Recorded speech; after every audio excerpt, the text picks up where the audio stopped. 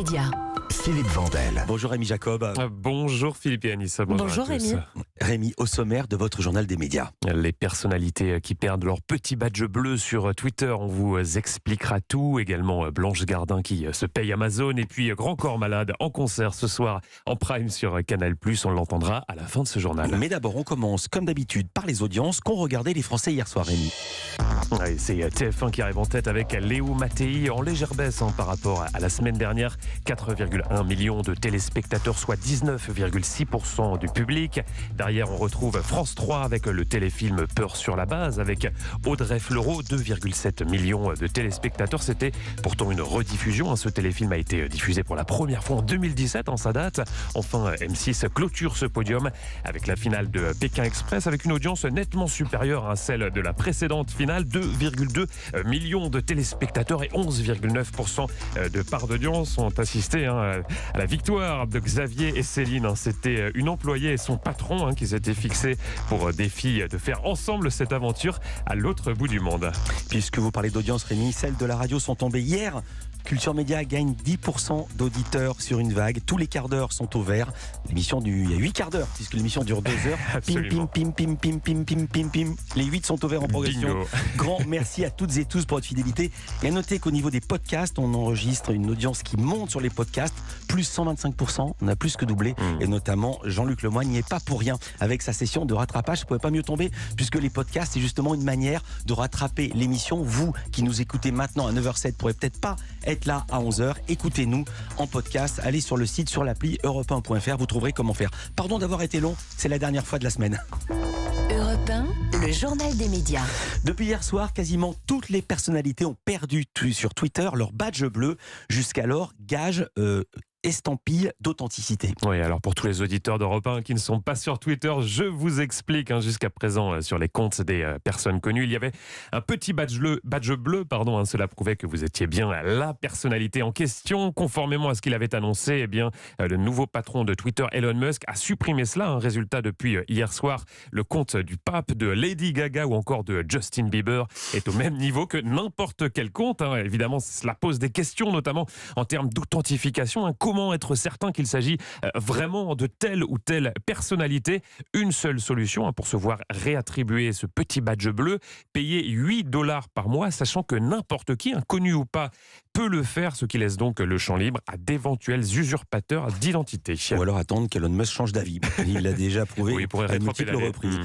On n'est pas prêt de voir Blanche Gardin dans le programme d'Amazon LOL qui ressort, dont le but du jeu, je le rappelle, est de ne pas rigoler aux blagues des autres. Oui, c'est ce qui ressort d'un message au vitriol posté hier sur Facebook, un message directement adressé à Jeff Bezos, le patron d'Amazon.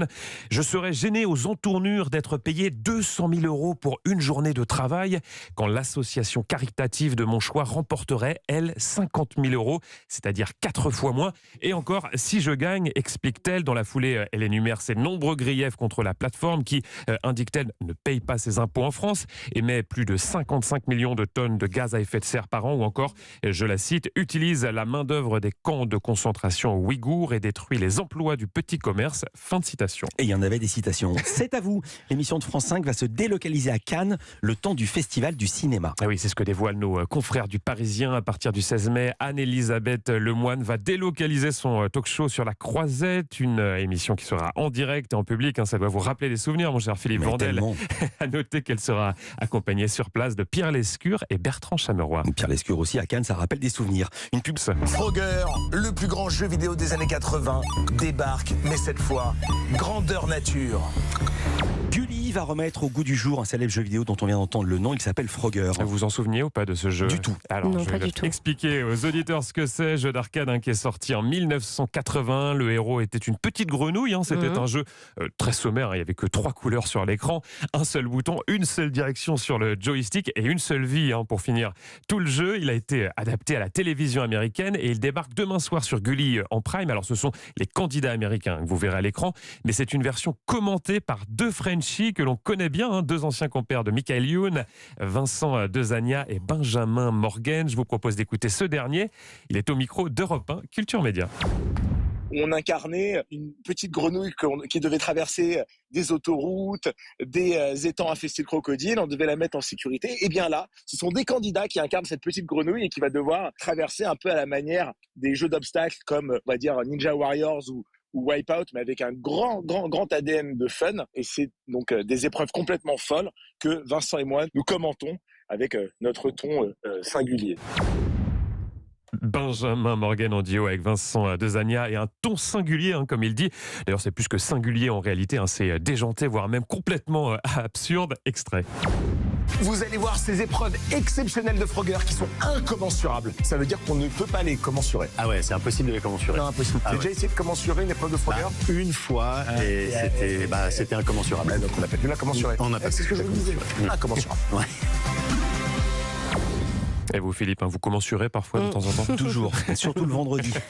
Ça s'appelle donc Frogger et ce jeu vidéo grandeur nature début donc demain, c'est sur Gulli et c'est à 21h05. Et on va terminer, Rémi, ce journal en musique avec Grand Corps Malade qui est à l'honneur ce soir sur Canal+. Ah oui, avec la diffusion en prime time de l'un de ses concerts filmé en novembre dernier au Zénith de Lille.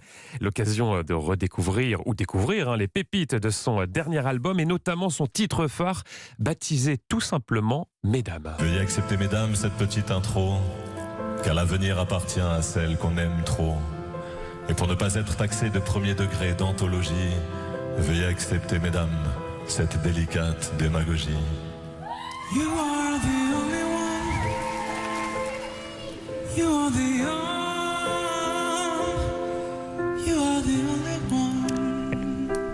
Grand Corps Malade sur scène avec Mosiman. C'est lui qu'on entend, Mosiman, qui fait les chœurs. C'est magnifique. Il fait la Starac, Quentin Absolument. Mosiman. À l'époque, il s'appelait Quentin Mosiman. Aujourd'hui, il veut qu'on l'appelle que Mosiman. Et ce concert que vous verrez ce soir sur Canal+, il a une particularité, c'est qu'il est extrêmement visuel. Il mélange l'univers de la musique avec celui du cinéma. Tout est parfaitement étudié. C'est ce que m'a expliqué Grand Corps Malade. Il est au micro d'Europe 1 Culture Média. C'est vrai que j'ai une autre casquette, je fais aussi du cinéma en plus de la chanson. Le concert commence par un petit court-métrage de 6-7 minutes. Il y a un énorme écran qui fait évidemment toute la largeur de la scène. Ce court-métrage explique un peu le concept du concert. Il explique où on se trouve quand moi j'arrive sur scène. Il se trouve qu'on se trouve dans mon cerveau. Alors on va se balader dans mon cerveau pendant le concert, on va ouvrir des portes, des trappes. Et du coup c'est un concept qui nous aide ensuite à parler de différents thèmes et évidemment de parler des potes, de parler d'artistique, de parler d'amour, de parler de tout ce qu'il peut y avoir dans mon cerveau. Alors ce fameux écran dont il parle sert à plein d'autres choses, notamment à faire des duos virtuels. C'est le cas avec Louane par exemple. La chanteuse apparaît en immense sur cet écran et partage donc la scène le temps d'une chanson avec Grand Corps Malade. Et ce concert est à retrouver ce soir à 21h et c'est sur Canal+. Merci beaucoup Rémi Jacob, bon week-end et à lundi pour un nouveau journal des médias. À lundi.